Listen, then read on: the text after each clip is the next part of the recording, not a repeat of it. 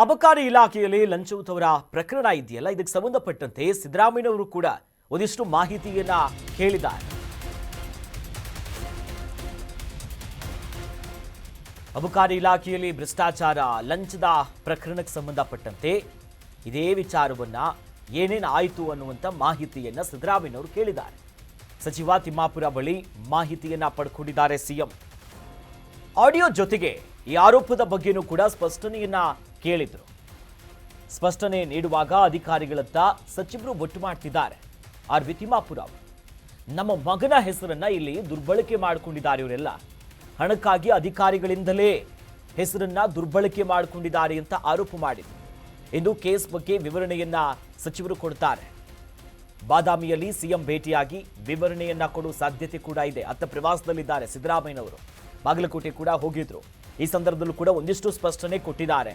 ನಮ್ಮ ಇಲಾಖೆಯಲ್ಲಿ ಕೆಲಸ ಮಾಡ್ತಿರುವಂತ ಹಿರಿಯ ಅಧಿಕಾರಿಗಳಿರ್ಬೋದು, ಕೆಲ ಅಧಿಕಾರಿಗಳು, ಸಿಬ್ಬಂದಿಗಳು, ಸಚಿವರ ಹೆಸರು ಇರ್ಬೋದು, ಅವರ ಪುತ್ರನ ಹೆಸರನ್ನ ಈ ರೀತಿಯಾಗಿ ದುರ್ಬಳಕೆ ಮಾಡಿಕೊಂಡು ಅವರಿಂದ ಲಂಚವನ್ನ ಪಡಿತಿದ್ದಾರೆ, ಬೇಡಿಕೆ ಇಡ್ತಿದ್ದಾರೆ. ಹಾಗಾಗಿ ಇವೆಲ್ಲವೂ ಕೂಡ ಸುಳ್ಳು, ಕೆಲ ಅಧಿಕಾರಿಗಳೇ ಹೀಗೆ ಮಾಡ್ತಿರೋದು ಅಂತ ಇಲಾಖೆಯ ಅಧಿಕಾರಿಗಳತ್ತ ಬೊಟ್ಟು ಮಾಡಿದ್ದಾರೆ. ನಂತರದಲ್ಲಿ ಆಡಿಯೋ ಜೊತೆಗೆ ಆರೋಪದ ಬಗ್ಗೆನೂ ಕೂಡ ಸ್ವಲ್ಪ ಸ್ಪಷ್ಟನೆ ಕೊಟ್ಟಿದ್ರು. ಕೊಡೋ ಸಂದರ್ಭದಲ್ಲಿ ಅಧಿಕಾರಿಗಳತ್ತ ಮುಖ ಮಾಡಿದ್ರು, ಅವರತ್ತ ಬೊಟ್ಟು ಮಾಡೋ ಕೆಲಸ ಮಾಡಿದ್ದಾರೆ. ಹಣಕ್ಕೋಸ್ಕರ ಹಿಂಗೆ ಮಾಡ್ತಿದ್ದಾರೆ. ಜೊತೆಲಿ ಇವತ್ತೂ ಕೂಡ ಈ ಕೇಸಿನ ಬಗ್ಗೆ ವಿವರಣೆಯನ್ನ ಕೊಡ್ತಾರೆ ಸಚಿವರು. ಬಾದಾಮಿಯಲ್ಲಿ ಸಿದ್ದರಾಮಯ್ಯನವ್ರನ್ನ ಸ್ವತಃ ಹೋಗಿ ಭೇಟಿಯಾಗಿ ಈ ಕೇಸ್ ಡೆವಲಪ್ಮೆಂಟ್ಸ್ ಏನಾಗಿದೆ, ಕೆಲ ಅಧಿಕಾರಿಗಳು ನ್ಯಾಯಾಂಗ ಬಂಧನದಲ್ಲಿದ್ದಾರೆ, ಹೀಗೆ ಎಲ್ಲ ವಿಚಾರವನ್ನ ವಿವರಿಸುವಂತ ಸಾಧ್ಯತೆಗಳಂತೂ ದಟ್ಟವಾಗಿ ಗೋಚರಿಸ್ತಾ ಇದೆ.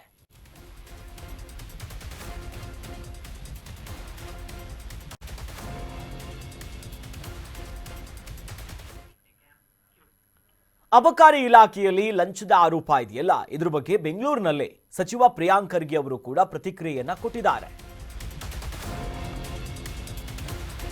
ರಾಜ್ಯದ ಅಬಕಾರಿ ಇಲಾಖೆಯಲ್ಲಿ ಗಂಭೀರ ಲಂಚದ ಅವತಾರಗಳ ಬಗ್ಗೆ ಒಂದು ವಿಚಾರ ಇದೆಯಲ್ಲ, ಈ ವಿಚಾರವಾಗಿ ಬೆಂಗಳೂರಿನಲ್ಲಿ ಸಚಿವ ಪ್ರಿಯಾಂಕ್ ಖರ್ಗೆ ಅವರು ಕೂಡ ರಿಯಾಕ್ಷನ್ ಅನ್ನ ಕೊಟ್ಟಿದ್ದಾರೆ.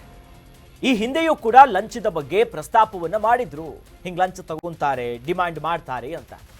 ಏನೇ ಇದ್ರು ದಾಖಲೆಗಳನ್ನ ಇವರು ಕೊಡ್ಲಿ ಅಂತ ಪ್ರಿಯಾಂಕ್ ಅವರು ಹೇಳ್ತಿರೋದು. ಲೋಕ ಬಳಿ ಅಧಿಕಾರಿಗಳು ಸಿಕ್ಕಾಕೊಂಡಿದ್ದಾರೆ, ಅಬಕಾರಿ ಇಲಾಖೆ ಅಧಿಕಾರಿಗಳು.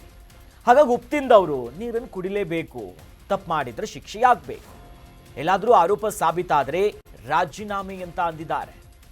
ಈ ಬಗ್ಗೆ ಅಬಕಾರಿ ಸಚಿವರೇ ಸ್ಪಷ್ಟನೆಯನ್ನ ಕೊಟ್ಟಿದ್ದಾರೆ. ಈಗಾಗಲೇ ಸಿಎಂಗೂ ಕೂಡ ಮಾತನಾಡಿದ್ದಾರೆ.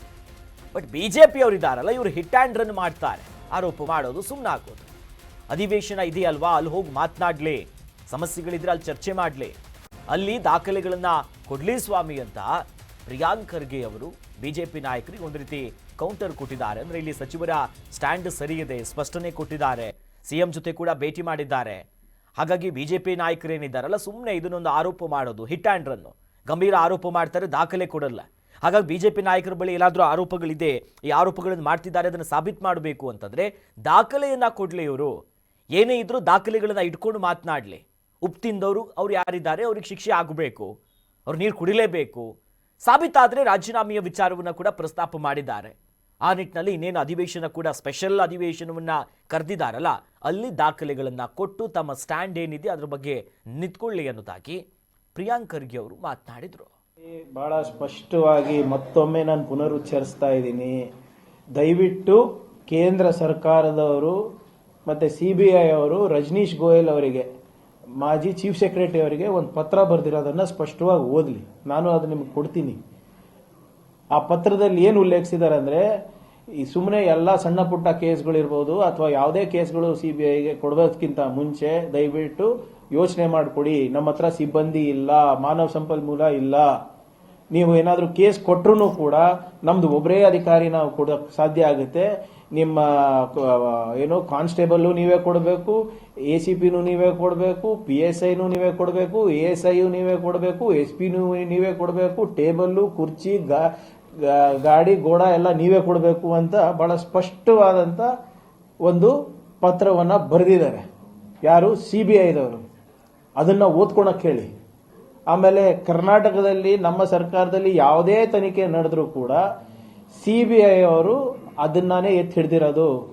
ತನಿಖೆ ಕರೆಕ್ಟ್ ಆಗಿದೆ. ಪರೇಶ್ ಮೇಸ್ತಾ ಕೇಸ್ ಇರ್ಬೋದು, ನಿಮ್ಮ DSP ಗಣೇಶ್ ಪ್ರಕರಣ ಇರ್ಬೋದು, ನಿಮ್ಮ ಮೈನಿಂಗ್ ಪ್ರಕರಣ ಇರ್ಬೋದು, ಎಲ್ಲ ಪ್ರಕರಣಗಳು ಯಾರು ಇವು ವಿರೋಧ ಪಕ್ಷದವರು ಬಿಜೆಪಿ ಅವರು ನಮಗೆ ಸಿಬಿಐ ಕೊಡಿ ಅಂದಾಗೆಲ್ಲ ನಾವು ಕೊಟ್ಟಾಗ ಸಿಬಿಐ ಅವರು ಯಾವುದೇ ರೀತಿಯಾದಂಥ ಬದಲಾವಣೆ ಇಲ್ಲ, ಇನ್ವೆಸ್ಟಿಗೇಷನ್ ಪಕ್ಕಾ ಆಗಿದೆ, ಕರೆಕ್ಟ್ ಆಗಿದೆ ಅಂದ್ಬಿಟ್ಟು ಹೇಳಿರೋದು. ಮಾತು ಮುಂಚೆ ಸಿಬಿಐ ಕೊಡಿ ಅಂದ್ರೆ ಏನಕ್ಕೆ ನಮ್ಮ ಸಿಬ್ಬಂದಿಗಳು ಇದಾರಲ್ಲ ಮಾಡ್ತಾರೆ. ಫಸ್ಟ್ ಆ ಲೆಟರ್ ಓದಕ್ಕೆ ಹೇಳಿ ಅವ್ರಿಗೆ ಬಿಜೆಪಿ.